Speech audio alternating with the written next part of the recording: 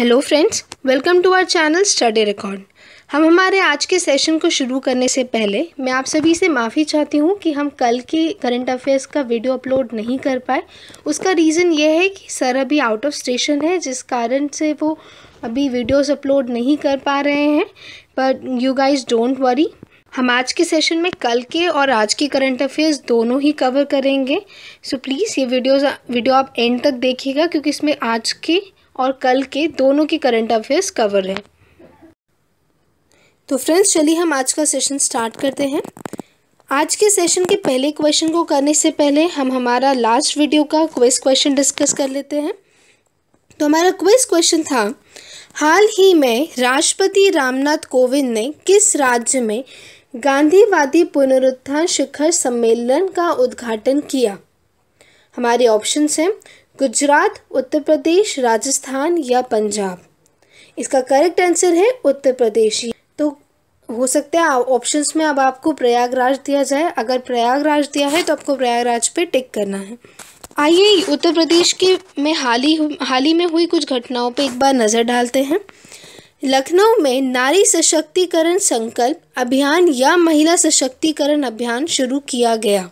उत्तर प्रदेश ने भदोही जिले को भारत सरकार से निर्यात उत्कृष्टता टैग मिला है।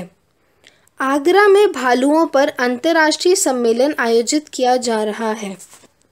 भारतीय वायुसेना और जापानी एयर सेल्फ डिफेंस फोर्स ने आगरा में अपना वायु अभ्यास शिन्यू मैत्री 18 शुरू किया। शिपिंग मंत्रालय ने वाराणसी में एक माल भाड़ा गांव को मंजूरी दी। उत्तर प्रदेश मंत्रिमंडल ने बुंदेलखंड और पूर्वांचल के लिए विकास बोर्ड गठित करने के लिए मंजूरी दी। मेगा अंतर्राष्ट्रीय खाद्य एवं पेय कार्यक्रम इंडस फूड 2019 उत्तर प्रदेश में आयोजित किया जाएगा। प्रधानमंत्री नरेंद्र मोदी ने आगरा में गंगा जल परियोजना का उद्घाटन किया। ये एक इम्पॉर्टेंट पॉइंट है, तो मैं इसको एक बार और रिपीट करती हूँ। प्रधानमंत्री नरेंद्र मोदी ने आगरा में गंगा जल परियोजना का उद्घाटन किया। आगरा में भारतीय पेंट सम्मेलन का उद्घाटन किया गया। राजनाथ सिंह ने लखनऊ में 161 करोड़ रुपए की 576 परियोजनाओं की आधारशिला रखी। केंद्रीय गृह मंत्रालय ने इलाहाबाद का नाम बदलकर प्रयागराज करने के उत्तर प्रदेश सरकार के प्रस्ताव को मंजूरी दे दी है। बढ़ते हैं हमारे आज के पहले क्वेश्चन की तरफ। हाल ही में किस देश ने एक उपग्रह लॉन्च किया जिसका उद्देश्य दुनिया का पहला कृत्रिम उल्कापात करना है? इसका सही आंसर है जापान। आइए इसके बारे में थोड़ा सा हम जान लेते हैं। जापान ने एक उपग्रह लॉन्च किया जिसका उद्देश्य दुनिया का पहला कृत्रिम उल्कापात करना है। यह उपग्रह को एपिसिलॉन 4 रॉकेट पर लॉन्च किया गया था। याद रखिए कौन सा, एपिसिलॉन 4 नाम का रॉकेट था जिससे इसको लॉन्च किया गया है।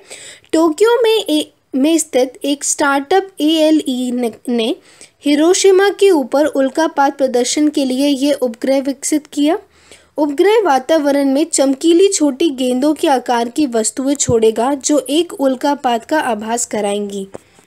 तो इसमें आपको ये याद रखना है कि दुनिया का पहला कृत्रिम उल्कापात किसने किया, तो वो जापान ने किया। और कौन से रॉकेट से लॉन्च किया गया है, वो है एपिसिलॉन 4। आइए जापान में कुछ हाल ही में हुई घटनाओं पे एक बार नज़र डालते हैं। भारत और जापान की सेनाओं ने मिजोरम में एक जंगल युद्ध स्कूल में अपना संयुक्त सैन्य अभ्यास धर्म गार्डियन 2018 शुरू किया। भारत और जापान ने पश्चिम बंगाल में तुर्ग पंप स्टोरेज के निर्माण के लिए एक ऋण समझौते पर हस्ताक्षर किए। जापान अंतर्राष्ट्रीय सौर गठबंधन में शामिल हुआ। केंद्रीय मंत्रिमंडल ने डाक क्षेत्र में सहयोग के लिए भारत और जापान के बीच सहयोग ज्ञापन की पूर्वव्यापी सहमति दी। जापान सरकार द्वारा विदेशी श्रमिकों के लिए नया कानून बनाया। जापान ने 2019 में इंटरनेशनल व्हेलिंग कमीशन से बाहर होने की घोषणा की। ये एक इम्पॉर्टेंट पॉइंट है, इसे याद रखिए, क्योंकि हाल ही में बहुत कुछ इंटरनेशनली चला है, जैसे कि यूएसए ने भी बहुत सारी चीज़ों से क्विट किया है। यहाँ पे जापान ने 2019 में इंटरनेशनल व्हेलिंग कमीशन से बाहर होने की घोषणा की है। आइए जापान के कुछ स्टैटिक पॉइंट्स देखते हैं। जापान की कैपिटल है टोक्यो, इसकी करेंसी है जापानीज येन और इसके प्राइम मिनिस्टर हैं शिंजो अबे। हमारा अगला क्वेश्चन है, हाल ही में इंडिया स्टील 2019 प्रदर्शनी और सम्मेलन का चौथा संस्करण कहाँ आयोजित किया जाएगा? ऑप्शंस है पुणे, नई दिल्ली, चेन्नई या मुंबई। इसका करेक्ट आंसर है मुंबई। आइए इसके बारे में थोड़ा सा जान लेते हैं। इंडिया स्टील 2019 प्रदर्शनी और सम्मेलन का चौथा संस्करण मुंबई में आयोजित किया जाएगा। इसका आयोजन इस्पात मंत्रालय और federation of Indian chambers of commerce and industry यानी कि फिक्की द्वारा किया जा रहा है। इसका उद्देश्य उद्योग के विकास के लिए एक रोड मैप विकसित करना है। इसका विषय है balancing steel demand and supply dynamics, building a new India. तो इसमें आपको इतने पॉइंट्स याद रखने हैं। महाराष्ट्र सरकार ने अटल बिहारी वाजपेयी इंटरनेशनल स्कूल शुरू किए हैं। 12वां वार्षिक भारतीय उपमहाद्वीप निर्णय विज्ञान संस्थान सम्मेलन मुंबई में आयोजित किया गया। EIL PSU तेल कंपनियों और IIT बॉम्बे के बीच तेल, गैस और ऊर्जा में उत्कृष्टता केंद्र स्थापित करने के लिए समझौता ज्ञापन पर हस्ताक्षर किए। पहला ग्लोबल एविएशन सम्मेलन मुंबई में आयोजित किया जाएगा। ये इम्पोर्टेंट है, पूछा जा सकता है अभी एग्जाम में कि पहला ग्लोबल एविएशन सम्मेलन कहाँ हुआ, तो वो मुंबई में हुआ। भारत ने ईरान के पसरगाद बैंक को मुंबई में एक शाखा खोलने की अनुमति दी। पार्टनरशिप समिट 2019 का उद्घाटन मुंबई में होगा। 9वीं आधुनिक कृषि पर अंतर्राष्ट्रीय सूक्ष्म सिंचाई सम्मेलन महाराष्ट्र में आयोजित किया जाएगा। भारत रबर एक्सपो 2019 के 10वें संस्करण का उद्घाटन मुंबई में किया गया। प्रधानमंत्री नरेंद्र मोदी मुंबई में भारतीय राष्ट्रीय संग्रहालय का उद्घाटन करेंगे। दूसरे विश्व संतरा महोत्सव का उद्घाटन नागपुर में हुआ। आइए महाराष्ट्र के कुछ स्टैटिक पॉइंट्स देख लेते हैं। महाराष्ट्र की कैपिटल है मुंबई। महाराष्ट्र के सीएम है देवेंद्र फडणवीस और वहाँ के गवर्नर है सी विद्यासागर राव। हमारा अगला क्वेश्चन है, हाल ही में लार्सन एंड टर्बो के आर्मर्ड सिस्टम्स कॉम्प्लेक्स का उद्घाटन कहाँ किया गया? इसका करेक्ट आंसर है गुजरात। आइए इसके बाद में हम थोड़ा सा जान लेते हैं। गुजरात के हजीरा में लार्सन एंड टर्बो यानी कि L&T ने आर्मर्ड सिस्टम्स कॉम्प्लेक्स का उद्घाटन किया। ये देश की पहली निजी सुविधा है जहां K9 वज्र स्वचालित होवित्जर तोपों का निर्माण किया जाएगा। ये याद रखिएगा कि कैसी हैं K9 वज्र, इनका नाम है। ये स्वचालित तोप है यानी कि खुद चलती हैं ये तोपें। इसके बाद 2017 में L&T ने भारतीय सेना को K9 वज्र T की 100 इकाइयों की आपूर्ति के लिए रक्षा मंत्रालय से 4500 करोड़ रुपए का अनुबंधन हासिल किया था। इसके बाद गुजरात के कुछ पॉइंट्स देख लेते हैं। केंद्रीय रेल मंत्री पीयूष गोयल ने वडोदरा में भारत का पहला रेलवे विश्वविद्यालय देश के लिए समर्पित किया। राज्य में महानिदेशकों और पुलिस महानिरीक्षकों का अखिल भारतीय वार्षिक सम्मेलन गुजरात में आयोजित किया जा रहा है। स्टार्टअप रैंकिंग 2018 में गुजरात को सर्वश्रेष्ठ प्रदर्शन राज्य चुना गया। वडोदरा 8वीं अंतर्राष्ट्रीय मैराथन की मेजबानी करेगा। अंतर्राष्ट्रीय पतंग महोत्सव गुजरात में शुरू हुआ। सामान्य श्रेणी में आर्थिक रूप से कमजोर वर्गों को नौकरियों और शैक्षिक संस्थानों में 10% आरक्षण प्रदान करने वाला पहला राज्य गुजरात बन गया है। ये एक इम्पॉर्टेंट करंट अफेयर है, मैंने पिछली बार भी इसको मार्क किया था, तो प्लीज़ इस पर ध्यान दीजिएगा। Vibrant Gujarat global trade show का उद्घाटन गांधीनगर में किया गया। नरेंद्र मोदी ने सरदार वल्लभ भाई Patel institute of medical sciences and research के सुपर स्पेशलिटी अस्पताल का उद्घाटन अहमदाबाद में किया गया है। आइए गुजरात के कुछ स्टैटिक पॉइंट्स देख लेते हैं। गुजरात की कैपिटल है गांधीनगर, इसके चीफ मिनिस्टर है विजय रूपानी और यहाँ के गवर्नर है ओम प्रकाश कोहली। हमारा अगला क्वेश्चन है, हाल ही में किस देश में मरुस्थलीकरण का सामना करने के संयुक्त राष्ट्र सम्मेलन के 14वें सत्र की मेजबानी करेगा? ऑप्शंस हैं जापान, रूस, फ्रांस या भारत। इसका सही आंसर है भारत। आइए इसके बारे में थोड़ा सा जान लेते हैं। भारत अक्टूबर 2019 में मरुस्थलीकरण का सामना करने संयुक्त राष्ट्र सम्मेलन के दलों के सम्मेलन के 14वें सत्र की मेज़बानी करेगा। ये सम्मेलन भूमि क्षरण और मरुस्थलीकरण के मुद्दे को संबोधित करेगा। 1994 में स्थापित UNCCD में 197 दल हैं, यानी कि 197 मेंबर हैं UNCCD में, जो भूमि और मिट्टी की उत्पादकता को बनाए रखने और बहाल करने और सूखे के प्रभावों को कम करने की दिशा में काम कर रहे हैं। हमारा अगला क्वेश्चन है, हाल ही में भारत सरकार ने गुजरात और तमिलनाडु में कितने नए नौसेना एयर स्क्वाड्रन स्थापित करने की मंजूरी दी? इसके ऑप्शंस हैं 3, 4, 5 या 6। इसका करेक्ट आंसर है 3। आइए इसके बारे में थोड़ा सा जान लेते हैं। भारत सरकार ने गुजरात और तमिलनाडु यानी कि गुजरात और तमिलनाडु में नए 3 नौसेना एयर स्क्वाड्रन स्थापित करने की मंजूरी दी। 3 नए एयर स्क्वाड्रन भारतीय नौसेना की समग्र शक्ति में वृद्धि करेंगे।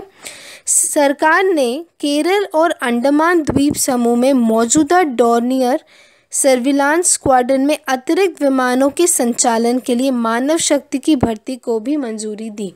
हमारा नेक्स्ट क्वेश्चन है, हाल ही में आसियान और भारत के पर्यटन मंत्रियों की 7वीं बैठक किस देश में आयोजित की गई? हमारे ऑप्शंस हैं थाईलैंड, मलेशिया, वियतनाम या इनमें से कोई भी नहीं। तो करेक्ट आंसर है वियतनाम। आइए इस बैठक के बारे में हम थोड़ा सा जान लेते हैं। आसियान और भारत के पर्यटन मंत्रियों की 7वीं बैठक को हाई लॉन्ग सिटी वियतनाम में आयोजित की गई थी। केंद्रीय पर्यटन मंत्री KJ अल्फोंस ने वियतनाम के संस्कृति, खेल और पर्यटन मंत्री श्री गुएन थिएन मंत्रियों के साथ बैठक से अध्यक्षता की। मंत्रियों ने आसियान भारत पर्यटन सहयोग वर्ष 2019 भी शुरू किया। आइए वियतनाम के कुछ स्टैटिक पॉइंट्स देख लेते हैं। वियतनाम की कैपिटल है हनोई, वहाँ की करेंसी है वियतनामीज डोंग और यहाँ के प्रेसिडेंट है गुएन फू। हमारा अगला क्वेश्चन है, हाल ही में राष्ट्रीय मानव अधिकार आयोग में निदेशक के रूप में किसे नियुक्त किया गया? मैं एक बार क्वेश्चन रिपीट कर देती हूँ। हाल ही में राष्ट्रीय मानव अधिकार आयोग में महानिदेशक के रूप में किसे नियुक्त किया गया? हमारे ऑप्शंस हैं वैभव सिंह, नितिन सिंह, प्रभात सिंह या अरुण सिंह। हमारा करेक्ट आंसर है प्रभात सिंह। हमारा अगला क्वेश्चन है, हाल ही में सस्टेनेबल कैचमेंट फॉरेस्ट मैनेजमेंट परियोजना किस राज्य में शुरू की गई? यानी कि स्कैट फॉर्म। मैं एक बार और क्वेश्चन रिपीट कर देती हूँ। हाल ही में सस्टेनेबल कैचमेंट फॉरेस्ट मैनेजमेंट परियोजना किस राज्य में शुरू की गई? इसे स्कैट फॉर्म भी कहा जाता है, शॉर्ट फॉर्म में स्कैट फॉर्म। तो इसके ऑप्शंस हैं असम, मेघालय, मणिपुर या त्रिपुरा। इसका करेक्ट आंसर है त्रिपुरा। त्रिपुरा के बारे में थोड़ा सा जान लेते हैं। त्रिपुरा अंतर्राष्ट्रीय पर्यटन मार्ट की मेज़बानी करेगा। इसके साथ ही त्रिपुरा के कुछ स्टार्टिंग पॉइंट्स देख लेते हैं। त्रिपुरा की कैपिटल है अगरतला, यहाँ के चीफ मिनिस्टर है बिप्लब कुमार देव और यहाँ के गवर्नर है कप्तान सिंह सोलंकी। हमारा अगला क्वेश्चन है, हाल ही में किसने युवा वैज्ञानिक कार्यक्रम शुरू किया? हमारे ऑप्शंस हैं इसरो, DRDO, नासा और नन ऑफ दीज। इसका सही आंसर है इसरो।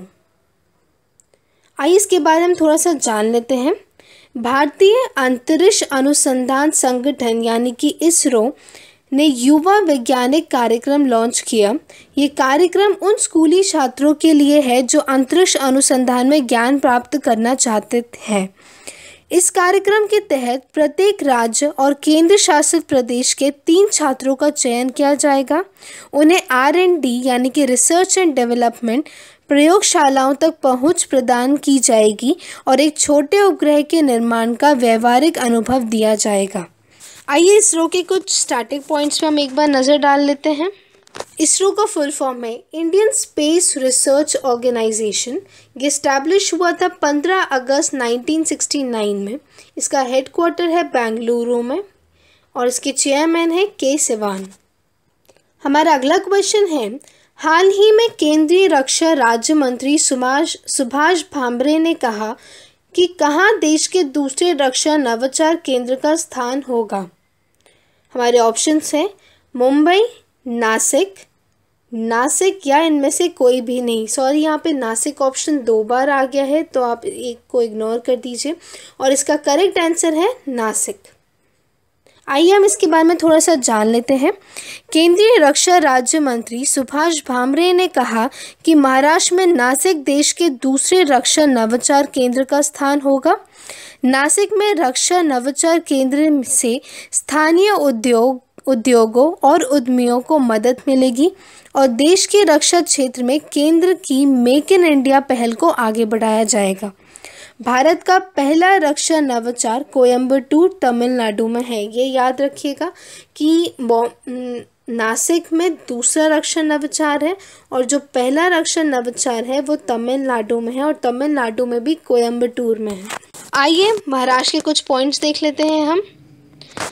महाराष्ट्र में 4थी नीति आयोग विकास अनुसंधान केंद्र वार्ता आयोजित की गई। केंद्रीय खाद्य प्रसंस्करण उद्योग मंत्री हरसिमरत कौर बादल ने महाराष्ट्र के दूसरे मेगा फूड पार्क का उद्घाटन किया।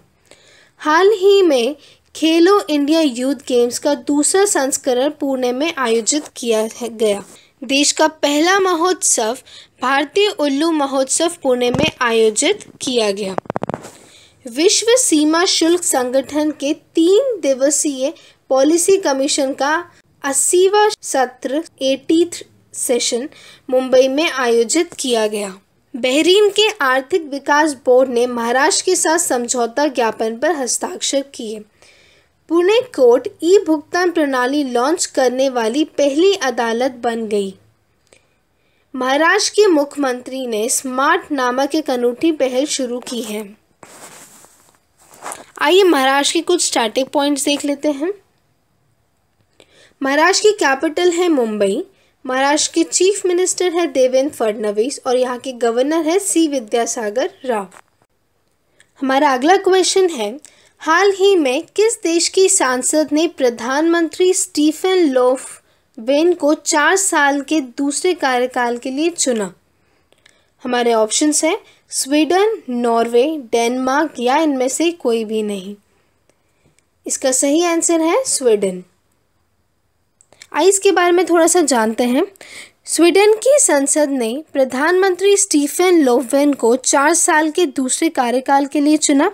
ये संभावना है कि प्रधानमंत्री 21 जनवरी 2019 को औपचारिक रूप से अपनी नई सरकार और इसका पूरा कार्यक्रम पेश करेंगे। ये 70 वर्षों में स्वीडन में सबसे कमज़ोर प्रशासनों में से एक होगा। स्वीडन की राजधानी स्टॉकहोम से और इसकी मुद्रा स्वीडिश क्रोना है। आइए स्वीडन के कुछ स्पेशल पॉइंट्स देख लेते हैं। स्वीडन की कैपिटल है स्टॉकहोम, इसकी करेंसी है क्रोना और यहाँ के प्राइम मिनिस्टर है स्टीफन लोफवेन। हमारा अगला क्वेश्चन है, हाल ही में किसे प्रतिष्ठित रोजा पार्क्स ट्रेलब्लेजर पुरस्कार प्रदान किया गया। मैं इस क्वेश्चन को एक बार और रिपीट करती हूँ। हाल ही में किसे प्रतिष्ठित रोजा पार्क्स ट्रेलब्लेजर पुरस्कार प्रदान किया गया। हमारे ऑप्शंस हैं जस्सा सिंह, गुरिंदर सिंह खालसा, गुरबचन सिंह मनोचल या इनमें से कोई भी नहीं। इसका करेक्ट आंसर है गुरिंदर सिंह खालसा। आइए इसके बारे में थोड़ा सा जानते हैं। भारतीय अमेरिकी परोपकारी और उद्यमी गुरिंदर सिंह खालसा को प्रतिष्ठित रोजा पार्क्स ट्रेल ब्लेजर पुरस्कार प्रदान किया गया। उन्हें साहस और करुणा के अपने निरंतर प्रदर्शन के लिए सम्मानित किया गया है। उन्होंने एक अभियान शुरू किया जिसने अमेरिकी अधिकारियों को सिख समुदाय की पगड़ी के प्रति अपनी नीति को बदलने के लिए मजबूर किया। हमारा अगला क्वेश्चन है, हाल ही में किस मंत्रालय ने सरकारी ऋण पर स्थिति पत्र का 8वां संस्करण जारी किया? हमारे ऑप्शंस हैं गृह मंत्रालय, वित्त मंत्रालय, कृषि मंत्रालय या इनमें से कोई भी नहीं। हमारा करेक्ट आंसर है वित्त मंत्रालय। वित्त मंत्रालय ने सरकारी ऋण पर स्थिति पत्र का 8वां संस्करण जारी किया। ये भारत सरकार की समग्र ऋण स्थिति का विस्तृत विश्लेषण प्रदान करता है। स्थिति पत्र के अनुसार सरकार की कुल देनदारियों में पिछले 4.5 साल में 82 लाख करोड़ तक 49% की वृद्धि हुई है। हमारा अगला क्वेश्चन है, हाल ही में काउंसिल फॉर लेदर एक्सपोर्ट्स के अध्यक्ष के रूप में किसे नियुक्त किया गया है? हमारे ऑप्शंस हैं देवेंद्र फडणवीस, सचिन पायलट, PR अकील अहमद या इनमें से कोई भी नहीं। याद रखिए, काउंसिल फॉर लेदर एक्सपोर्ट्स के अध्यक्ष के बारे में यहाँ बात हो रही है, तो इसका करेक्ट आंसर है PR अकील अहमद। PR अकील अहमद को काउंसिल फॉर लेदर एक्सपोर्ट्स के अध्यक्ष के रूप में नियुक्त किया गया है। संजय लेखा को CLE के उपाध्यक्ष के रूप में नियुक्त किया गया है। ये परिषद चमड़ा और चमड़ा उत्पादन उद्योग का एक व्यापार संवर्धन संगठन है। ये वाणिज्य और उद्योग मंत्रालय के तत्वावधान में काम करता है। आइए हम आज के सेशन का क्वेश्चन एक बार डिस्कस करते हैं। हाल ही में प्रधानमंत्री नरेंद्र मोदी कहाँ भारतीय राष्ट्रीय संग्रहालय का उद्घाटन करेंगे? हमारे ऑप्शंस हैं मुंबई, पुणे, नई दिल्ली, हैदराबाद। दोस्तों, हम इस क्वेश्चन को हमारे वीडियो में एक बार डिस्कस कर चुके हैं, तो उम्मीद है कि आप सभी को इसका आंसर पता होगा। तो प्लीज़ इस क्विज का आंसर कमेंट बॉक्स में ज़रूर मेंशन करें। आई होप आप सभी को हमारा आज का वीडियो पसंद आया होगा। अगर आपको हमारा वीडियो पसंद आया है तो हमारे चैनल स्टडी रिकॉर्ड को सब्सक्राइब करना ना भूलें, और इसके साथ ही यहाँ पे एक बेल आइकन होगा जिसे हिट ज़रूर करें ताकि हमारे चैनल में जो भी नए वीडियो डलेंगे उसके नोटिफिकेशन आप तक पहुंचते जाएंगे। और इसे अपने दोस्तों के साथ और उन सभी लोगों के साथ जो कि आप किसी ना किसी एग्ज़ाम की तैयारी कर रहे हैं उनके साथ ज़रूर शेयर करें। Thank you so much everyone. Have a nice day.